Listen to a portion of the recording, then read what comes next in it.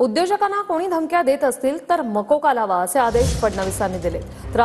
त्रास होत असलेल्या उद्योजकांकडून तक्रारी असं देवेंद्र फडणवीस म्हणतात। अजित पवारांनी पुण्यातील गाड्या तोडफोडीच्या घटनांवरून पोलिसांना चांगलंच झापले, तर पुण्यात गाड्या फोडणाऱ्यांवर मकोका का लावत नाही असा सवाल अजित पवार यांनी विचारलेला आहे। या पुण्याच्या भागामध्ये मधून आम्हाला इंडस्ट्रीकडनं तक्रार येते की आम्हाला त्रास दिला जातोय, आम्हाला ब्लॅकमेल केलं जात आहे, आमच्याकडनं वसुली केली जाते आहे।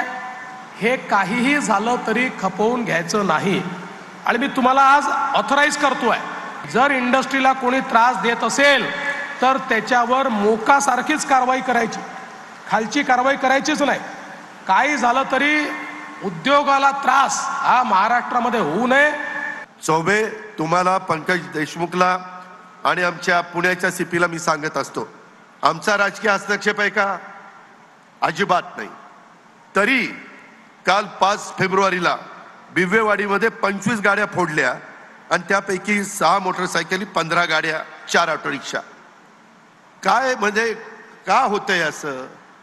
कोयता गँग, अरे कुठला कोयता काढला आणि कुठली गँग काढली?